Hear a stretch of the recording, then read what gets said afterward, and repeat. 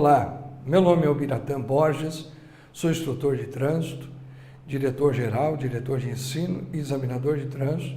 De acordo com a resolução 789, também tenho a capacitação para ministrar os cursos MOP, Coletivo, Escolar, Emergência, Indivisível, Mototáxi e Motofrete. Nesta feita, nós vamos trabalhar com o curso de atualização de cargas indivisível. Nós vamos começarmos com o módulo 1, Legislação de Trânsito. Olhando para esse contexto, nós vamos trabalhar sobre as leis vigentes do nosso país com relação ao trânsito. Devo salientar que a Lei 9.503/97, que foi promulgada no dia 23 de setembro de 1997, entrou em vigor dia 7 de janeiro de 1998. Portanto, damos aí com 23 anos da legislação de trânsito atualizada em nosso país. O nosso Código de Trânsito, ele tem 341 artigos, 17 vetados, 324 artigos em vigor. Somado a ele, nós temos ainda mais 813 resoluções do CONTRAN, aplicada pelo DENATRAN, fora as portarias e comunicados dos DETRANs de cada estado. Observando esse contexto, a legislação de trânsito já sofreu uma mutação nesses 23 anos de 39 alterações. A última é a Lei 14.071 de 2020, que foi promulgada no dia 14 de outubro de 2020. E ela passa a entrar em vigor no dia 12 de abril de 2021. Portanto, aí nós temos uma premissa a respeito da legislação de trânsito. E é importante nós salientarmos aí alguns comentários que vamos discorrer durante todo o nosso curso. Observamos aí a questão do Código de Trânsito. Este Código de Trânsito e a legislação complementar que todos os senhores devam ter conhecimento. O Código de Trânsito, ele subdivide em 20 capítulos. E o capítulo de maior importância, tanto para mim, instrutor, quanto aos senhores condutores de carga indivisível ou outras, também tem que ter a premissa e a preocupação de poder ter conhecimento, principalmente do capítulo 3, que tem por título Normas e Regras de Circulação e Conduta, do artigo 26 ao 67. Ali está tudo registrado, o que eu posso, o que não posso, o que devo e não devo fazer na condução veicular. Prosseguimos então o nosso comentário. Vejamos aí o objetivo do nosso curso. Veja aí, conhecer as categorias de habilitação em relação aos veículos conduzidos, apresentar uma documentação exigida para o condutor de veículo, conhecer a sinalização viária básica. É importante que nós tenhamos conhecimento, conhecer as infrações, crimes de trânsito e penalidades segundo o CTB. CTB, Código de Trânsito Brasileiro. Apresentar as regras gerais de estacionamento, parada, conduta e circulação. Portanto, meus senhores, estejam atentos a toda a nossa fala durante todo este curso, porque é de suma importância os senhores relembrarem. É provável que o senhor possa dizer: tenho mais de 30 anos de habilitação, já sou condutor experiente, nunca me envolvi num acidente, nunca sofri uma penalidade de uma multa aplicada pelo agente de trânsito, porque não desobedeci, não descumpri uma norma ou uma regra no trânsito. Mas é importante salientar o vosso conhecimento, que o senhor precisa conhecer as 5 categorias de habilitação que nós vamos, no decorrer da aula, falar. A questão é a relação desta categoria de habilitação com relação ao veículo que vai ser conduzido. É necessário termos todo esse conhecimento para que nós não venhamos conduzir um veículo sem estar com a categoria de habilitação apropriada para a condução veicular. Nós vamos apresentar as documentações exigidas para o condutor e também do veículo. É importante que os senhores estejam atentos a todo esse conhecimento, ou melhor, relembrar aquilo que os senhores já sabem. É importante que os senhores relembrem e coloquem estas ações em praticidade para a melhor condução veicular e ter também condições de não se envolver em acidentes. Vamos trabalhar com vários módulos, vamos trabalhar com vários temas e hoje, em específico, nós vamos trabalhar aí com a legislação. Vamos falar da sinalização viária básica, que é importante que os senhores saibam que é necessário ter conhecimento. Geralmente, quando ministramos os cursos presenciais e falamos sobre legislação, aplicamos um exercício com 40 placas de sinalização. Damos um prazo estimado entre 20 a 30 minutos para que ele possa enumerar a placa com a coluna ou o nome da mesma. E às vezes nós percebemos que os condutores ou os alunos passam além do tempo, ficam de 40 a 1 hora para executar o exercício. Eu penso comigo, num percurso de 100 km por hora, vamos calcular 1 hora de viagem, quantas placas de sinalização ele vai ver na via. Portanto, ele deve ver inúmeras, mais de 40 placas. Sabe o que acontece? Ele vai passar por despercebido, sem identificar ou saber ler a simbologia e o que a placa está lhes informando. Portanto, olha, você precisa estar atento a todas essas sinalizações, porque a sinalização é a proteção da sua vida. Vamos conhecer também um pouco sobre as infrações de trânsito, os crimes de trânsito e as penalidades aplicadas ou impostas ao condutor infrator. Vamos observar também, dentro do nosso contexto, as regras gerais de estacionamento, parada e a conduta de circulação, isto é, embasado no capítulo 3 do Código de Trânsito. Vamos prosseguir um pouco mais dentro dos objetivos. Com relação ao Código de Trânsito, nós vemos aí, é a lei que rege a disciplina do trânsito. É a lei, escute, 9.503, de 23 de setembro de 1997, que instituiu, ou seja, o Código de Trânsito Brasileiro, que todo mundo conhece como CTB. Além do Código de Trânsito, nós vamos encontrar as resoluções do Conselho Nacional de Trânsito, isto é, o CONTRAN, as portarias do Departamento Nacional de Trânsito, do DENATRAN, também vamos ter portarias e comunicados do DETRAN, e olha aí, outras regulamentações estaduais e municipais, porque dependendo da cidade que você está percorrendo, claro, você vai ter o trânsito municipalizado e vai ter regras e normas estabelecidas pelo próprio município para que você possa desenvolver a sua condução veicular com seguridade, protegendo a sua vida. Falamos aí a respeito das resoluções.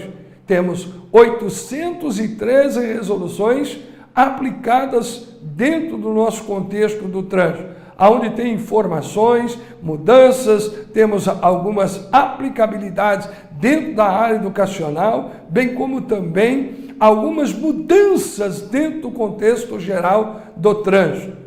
Eu comentei com os senhores que nós tivemos a 39ª alteração no Código de Trânsito.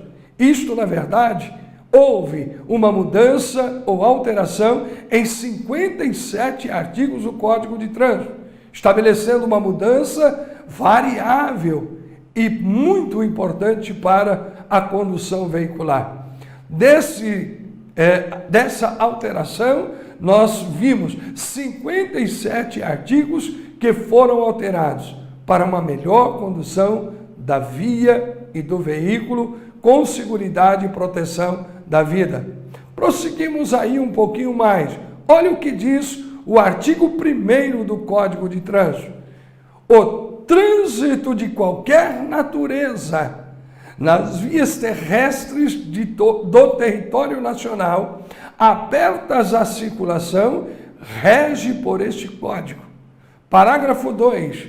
Assegura-se que o trânsito em condições seguras é um direito de todos, é dever dos órgãos e entidades competentes do Sistema Nacional de Trânsito. Chamamos aí com a sigla SNT. O artigo 1º estabelece, então, que qualquer trânsito dentro da natureza, das vias terrestres do território, está aberto à circulação. Então nós temos trânsito de pedestre, trânsito de animais, trânsito veicular, trânsito e trânsitos. Esse trânsito é o deslocamento do ponto A para o ponto B, aonde nós vamos ter que ter a seguridade. O trânsito em condições seguras, observe, é direito de todos. Se é direito, então eu posso. Mas é dever dos órgãos e entidades competentes do Sistema Nacional de Trânsito proteger o cidadão de bem. Olhamos aí, olha a imagem e perceba como é o trânsito, na verdade, em todo o nosso território brasileiro. Percebe, então, que existe congestionamento, não há fluidez, há um perigo, iminentes acidentes que ocorrem durante a nossa vida.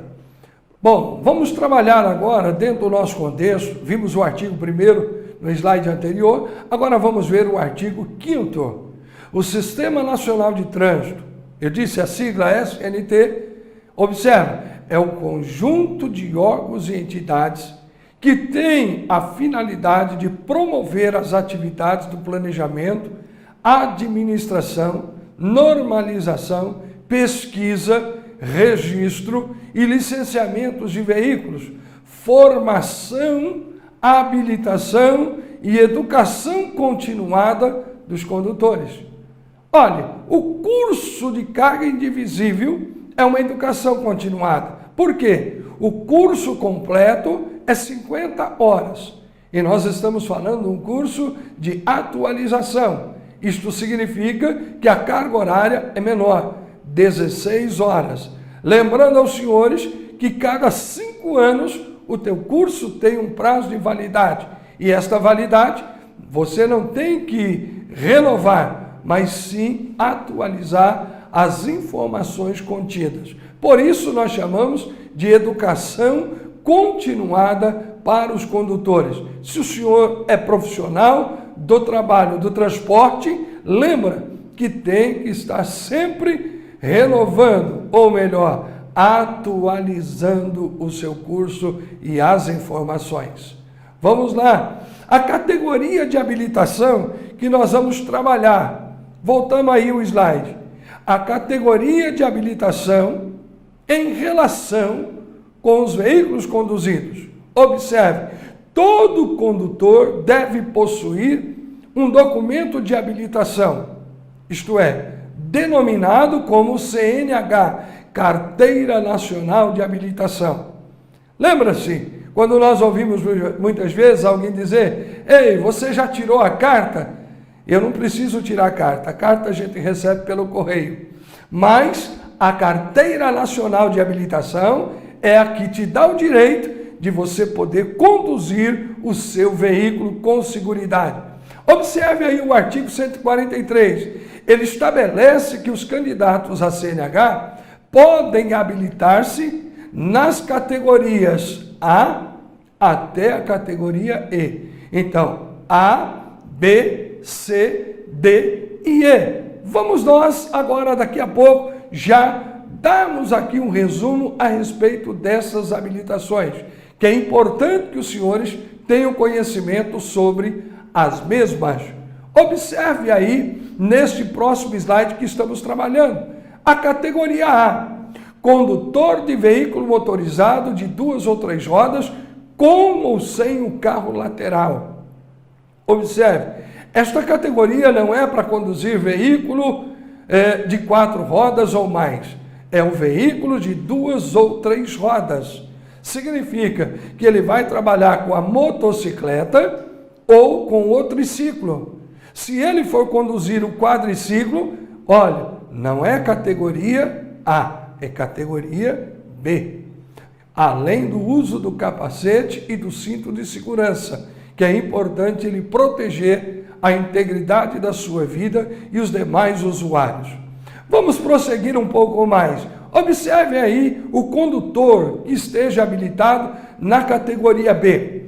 Categoria B, condutor de veículo motorizado, não abrangido pela categoria A, cujo peso bruto total não exceda 3.500 kg e cuja lotação não exceda a 8 lugares, isto é, excluindo o motorista. Observe aí a categoria C, condutor de veículo motorizado, utilizado no transporte de carga, cujo peso bruto total, isto é, exceda os 3.500 kg. Na categoria D, condutor de veículo motorizado, utilizado no transporte de passageiros, cuja lotação exceda os 8 lugares, excluindo o motorista. E a categoria E, condutor de combinação de veículos em que a unidade tratora, o cavalo mecânico, aquele que está puxando tudo, ele se enquadra na categoria B, C e D, cuja unidade acoplada, reboque ou semi-reboque, ou articulada, tenha 6.000 kg ou mais de peso bruto total, cuja lotação exceda os 8 lugares, ou ainda seja enquadrado na categoria trailer. Vamos detalharmos um pouco mais sobre estas categorias. Com relação à categoria A, não se faz necessário detalhar além do que já falamos, que é conduzir o veículo de 2 ou 3 rodas, a motocicleta ou o triciclo, com ou sem o carro lateral. Esta é uma categoria exclusiva para o motociclista, não é o motoqueiro, viu? O motoqueiro irresponsável e inconsequente, mas o motociclista consciente e responsável, cumpridor da lei, protegendo a sua própria vida e dos demais usuários. Vamos fazer aqui uma observação com relação à categoria B. A categoria B, ele não conduz veículos de categoria A, ele não pode conduzir motocicleta. Mas tem aí uma observação, o peso bruto não pode exceder a 3.500 kg. Pensamos então, uma F4000 categoria B pode conduzir? Nem vazia, porque o peso bruto total deste veículo, como vamos pensar, para dar o PBT, que é o peso bruto total, eu preciso ter a tara, que é o peso do veículo, mais a lotação, que é o peso da carga. Tara, peso veículo, lotação, carga, somado, ele excede os 3.500 kg. Então, um veículo chamado F4000, mesmo vazia, ele não pode conduzir este veículo. Uma perua Kombi 2010, com 8 lugares, a categoria B pode conduzir, mas a 2011, a partir daí, ela tem 12 lugares, excluindo o motorista. Para se conduzir, então, esta perua Kombi 2011 adiante, é necessário ter a categoria D, que é o transporte coletivo de passageiros. Vamos pensar então um pouquinho com relação às articulações. Um veículo acoplado com um reboque. Vamos pensar, eu tenho um engate na traseira do meu carro. Eu posso puxar nele um bote? Se o que está acoplado, seja um bote, uma carreta, não exceder a 6.000 kg, automaticamente, com a categoria B, nesta unidade tratora, ele pode arrastar o reboque sem prejuízo da categoria. Ele vai poder conduzir o veículo. Espera um pouquinho, professor. O senhor fez um comentário que a categoria E é que tem que ter a articulação acoplada junto no veículo da unidade tratora. Bom, Esse questionamento eu vou expor mais claro para que os senhores possam entender. Veja bem, eu tenho um Fusca e esse Fusca tem o rabicho, o engate.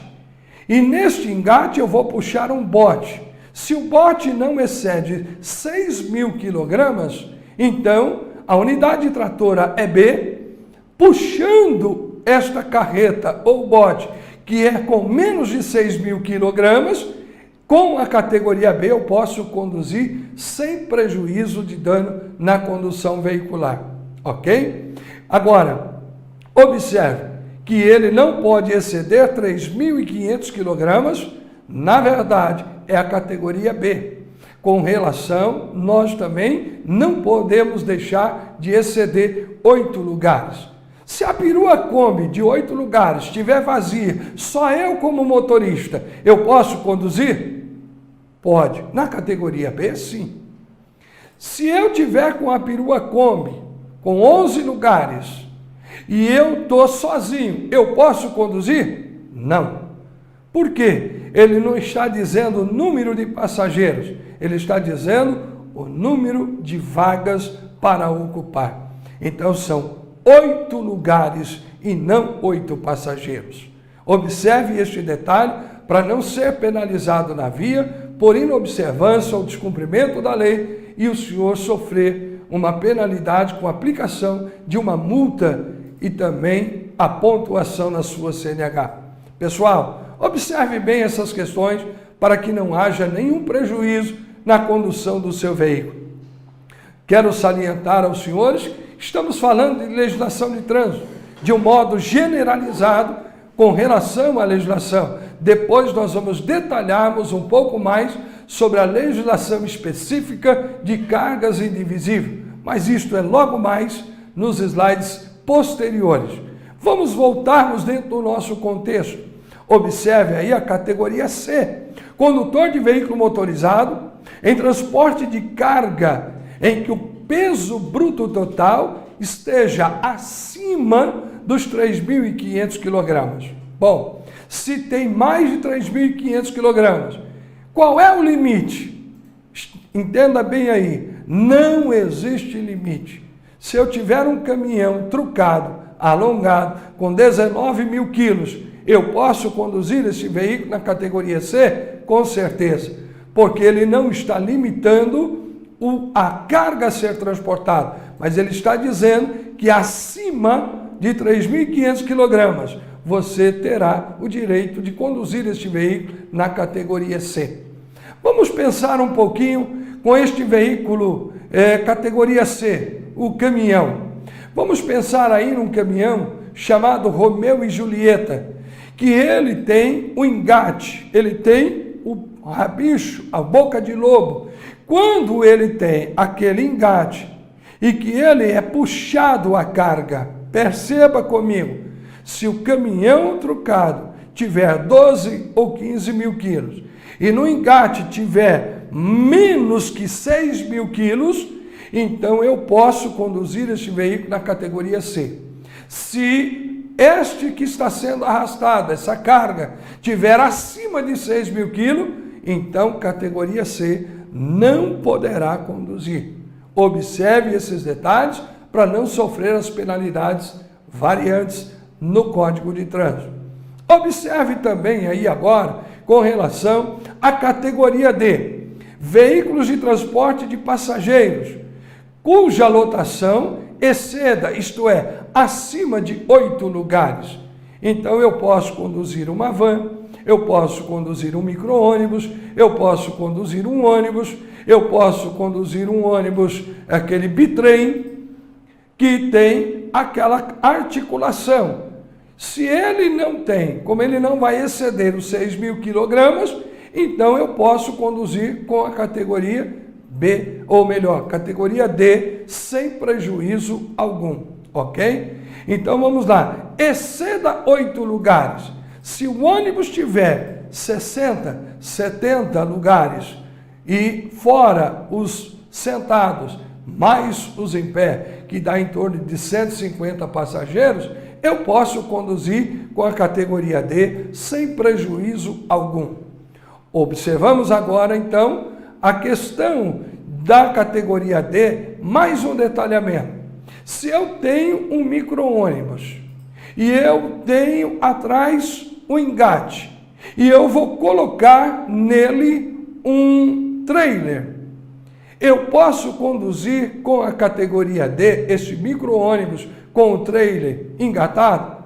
Posso, desde que este trailer não exceda a 6.000 quilos. Então nós observamos essa questão, para que você não venha ter um dano maior e sofrer a penalidade.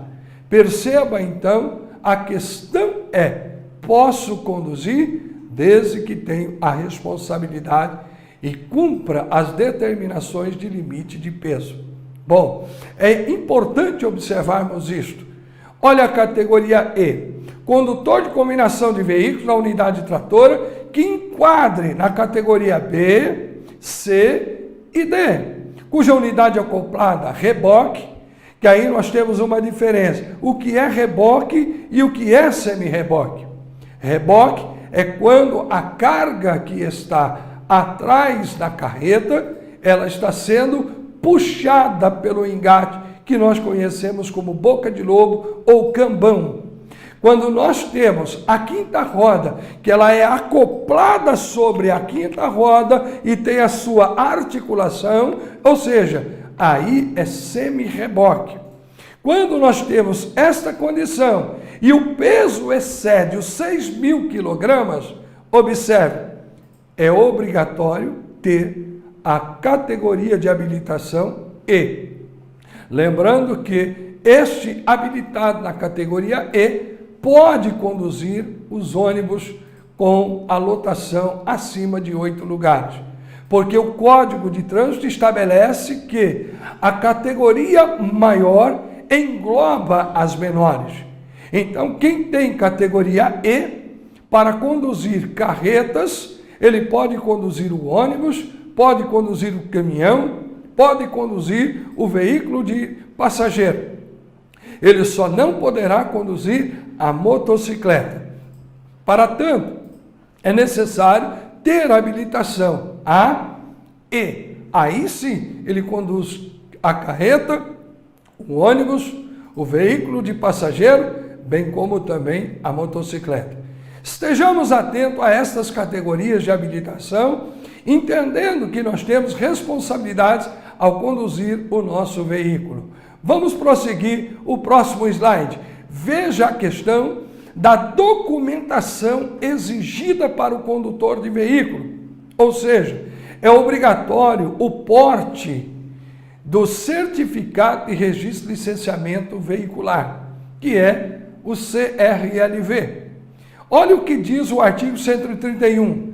Determina que o CLA, o certificado de licenciamento, está expedido, licenciado, aí vem, e vinculado ao certificado de registro no modelo estabelecido pelo CONTRAN. A lei, leia atentamente o artigo 120 ao 129 do capítulo 9 do Código de Trânsito. Olha, se você observar todos esses detalhes, você vai ver que não há meios de errar e meios de ser penalizado. Então, há uma obrigatoriedade do uso desses documentos para que você possa manter o padrão de seguridade. Observamos aí, então, uma outra questão. Falamos da habilitação, falamos da documentação, agora vamos pensar um pouquinho sobre sinalização de trânsito. A sinalização viária. O capítulo 7 do Código de Trânsito trata da sinalização necessária para orientar os condutores e pedestres. Isto é, ele tem que estar atento a todo e qualquer movimento na sinalização. O Código de Trânsito apresenta uma classificação para os sinais de trânsito.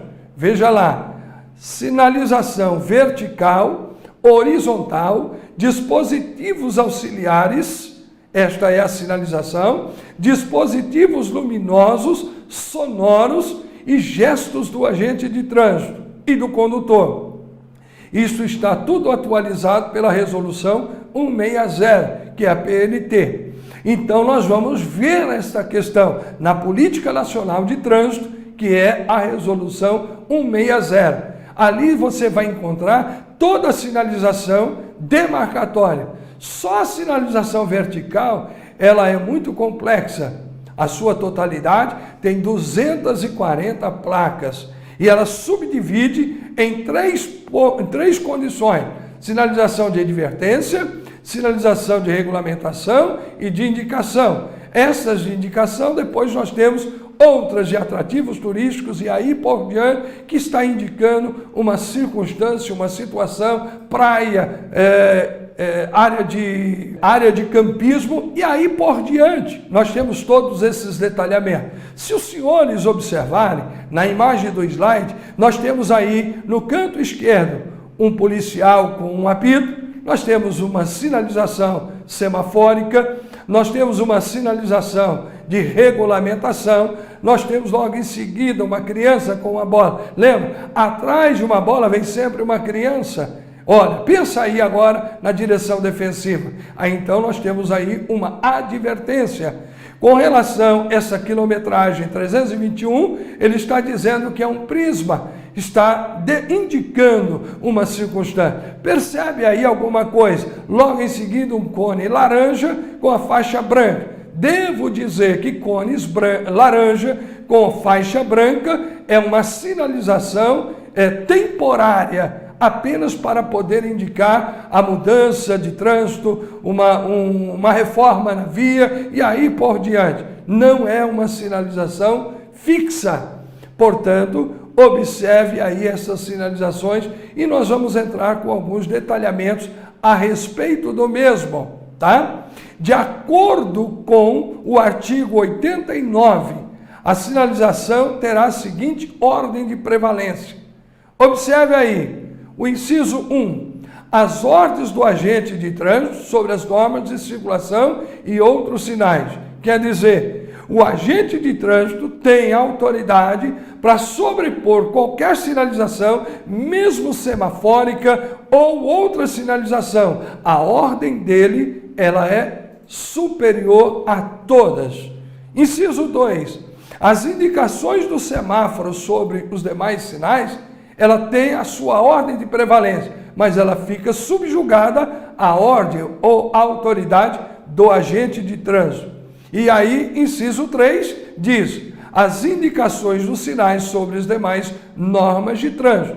Todas as outras, regulamentação, advertência, indicação, e aí por diante, nós vamos observar esse detalhamento dentro da sinalização vertical, horizontal e luminosa.